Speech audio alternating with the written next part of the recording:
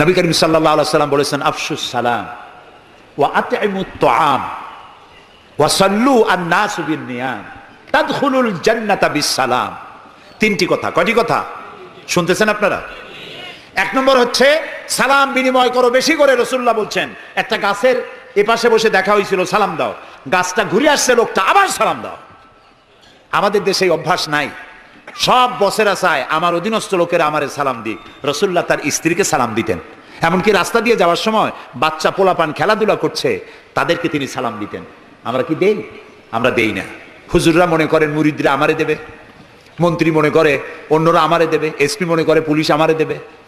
কিন্তু সালাম যিনি আগে দেবেন তিনি অহংকার মুক্ত। সুবহানাল্লাহ। এবং এই সালাম অন্যরা বলে কি সুপ্রভাত, গুড মর্নিং, গুড ইভিনিং, শুভ সন্ধ্যা, শুভরাত্রি। এটার ব্যাখ্যা কি? সকালবেলায় 280 মাইল স্পিডে ঝোড়ো হওয়া প্রবাহিত হচ্ছে, 30 ফিট উঁচু হয়ে জলোচ্ছ্বাস হচ্ছে, মানুষ মরতেছে, বাড়ির টিন উড়ে যাচ্ছে। সকালবেলা কেউ যদি যায় বলে গুড মর্নিং, থাপড়ায় দাঁত ফালাই দেবে না?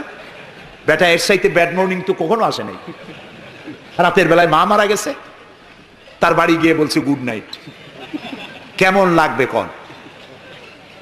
সুতরাং ইসলামের বিষয়টাই মোর সায়েন্টিফিক।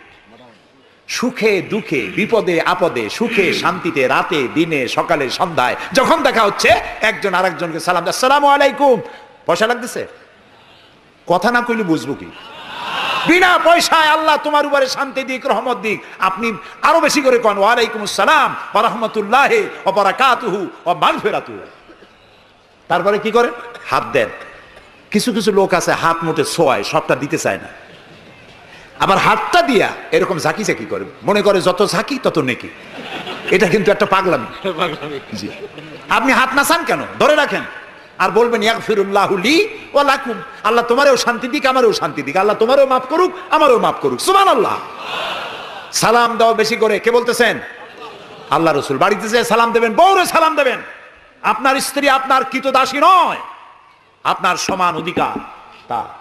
আপনি সালাম দিবেন। ঘরের মধ্যে মুখ কালো করে ঢুকলেন, বউ কিছু কইলো না, আপনিও কিছু কইলেন না, মনে হলো দুইজন বোবা। আপনি ঘরের মধ্যে প্রবেশ করতেছেন, আসসালামু আলাইকুম ওয়া রাহমাতুল্লাহ, গৃহবাসীরা তোমাদের উপর আল্লাহর রহমত নাজিল হোক। সুবহানাল্লাহ বলবেন না? আজকেই এই আমল করবেন। বাড়ি যাইয়ে বউরে সালাম দেবেন। তবে যারাদের কোনোদিন দেওয়ার অভ্যাস নাই তাদের একটা সমস্যা হইতে পারে।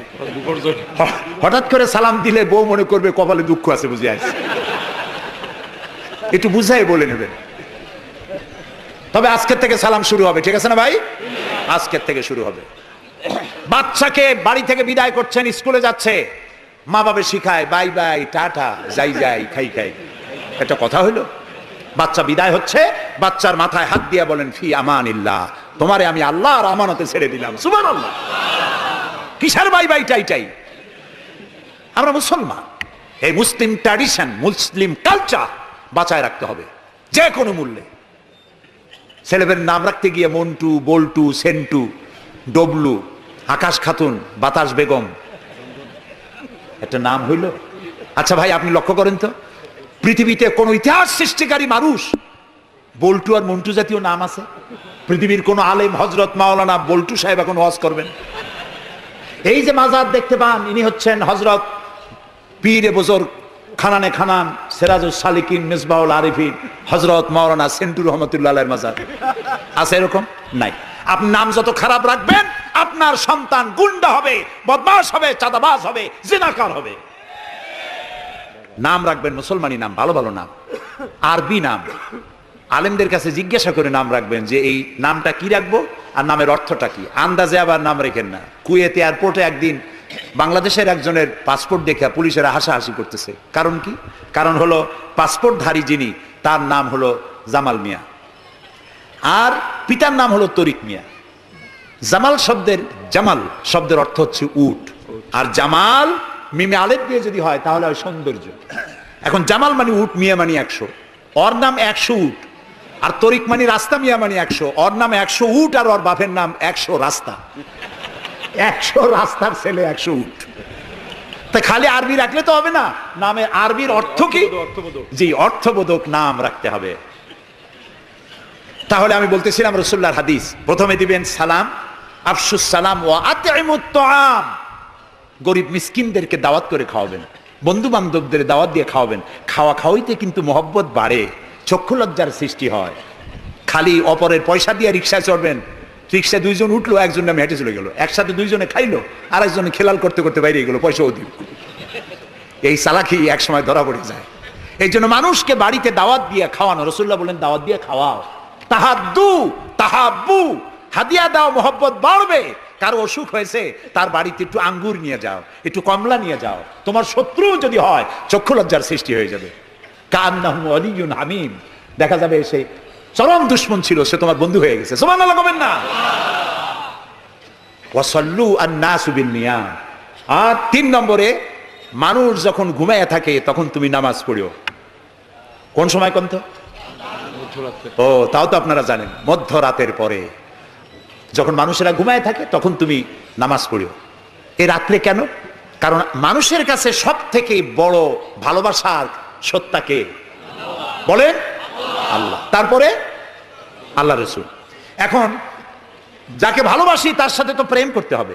প্রেম কি নোটিশ দেওয়া হয়? SMS করে আজকাল হয়। কিন্তু ভালোবাসা বিজ্ঞাপন দিয়ে হয় না, মাইকিং করে হয় না। ভালোবাসা হয় কিসে কন্ত? প্রেম কিসে হয়? লজ্জা করে বলতে, করছেন তো এক সময়। গভীরে, রাতে, অন্ধকারে, একাকিত্বে ভালোবাসা হয়। তো মানুষের সবচাইতে প্রিয় হচ্ছেন আল্লাহ তাআলা, প্রিয়তম। এর থেকে প্রিয় আর মুসলমানদের জন্য কেউ হইতে পারে না। দিনের কোলাহল পূর্ণ অবস্থার ভেতর দিয়ে তুমি তার সঙ্গে আবেগময় কণ্ঠে কথা বলতে পারবা না, এটা আল্লাহ তাআলা জানেন। তাই আল্লাহ তাআলা বলেছেন ওয়াজআলনান নাহারা মাশা, দিন বানাইছি রোজগার করার জন্য, কাজ করো, বসে থাকবে না।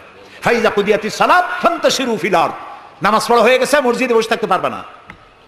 অভিশাপ, জোহরের নামাজ রক্ত হয়েছে, অফিস বন্ধ করে নামাজ পড়ো, জোহর পড়ো, সুন্নত পড়ো। নফল পড়তে পারবা না জোহরের সময়, তাসবিহ পড়তে পারবা না, কারণ এই তাসবিহ পড়ে নফল পড়ে সময় নষ্ট করে পূর্ণ বেতন নিলে বেতন হালাল হবে না।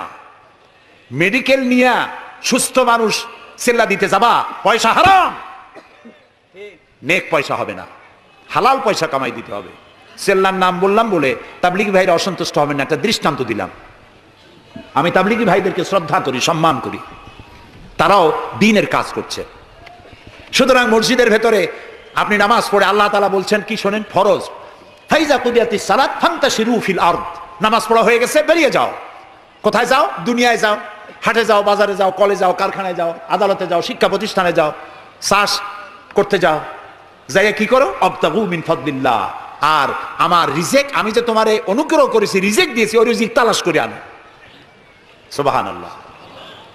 প্রিয় ভাই সব, হযরত ওমর রাদিয়াল্লাহু তাআলা আনহু মসজিদের ভিতরে দেখলেন কিছু লোক বসা, জোহরে দেখলেন, আসরে দেখলেন, মাগরিবে দেখলেন, এশায় দেখলেন। পরের দিন ফজরের সময় সেই একই জায়গায় কয়েকটা লোক, একই লোক দেখে জিজ্ঞেস করলেন তোমরা কারা?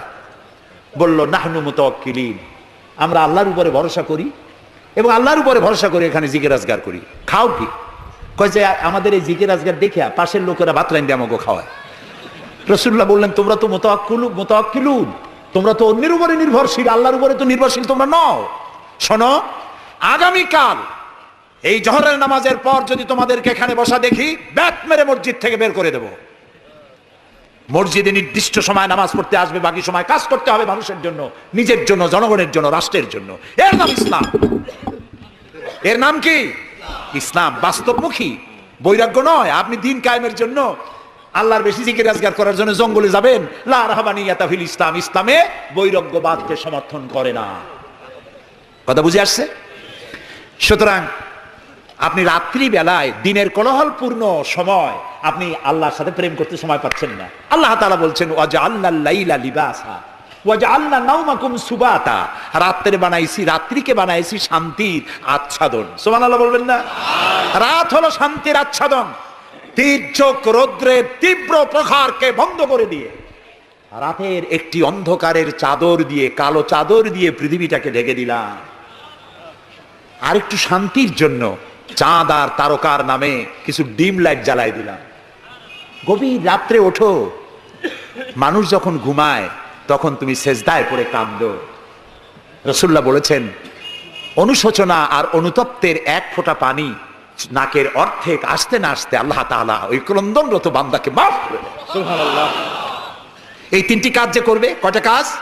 তিনটি। এই তিনটি কাজ যারা করবে তাদখুলুল জান্নাতা বিসসালাম। আখরাজাহু মুসলিম, মুসলিম শরীফের হাদিস। রাসূলুল্লাহ বলছেন এই তিনটে কাম করো, শান্তির সাথে জান্নাতে চলে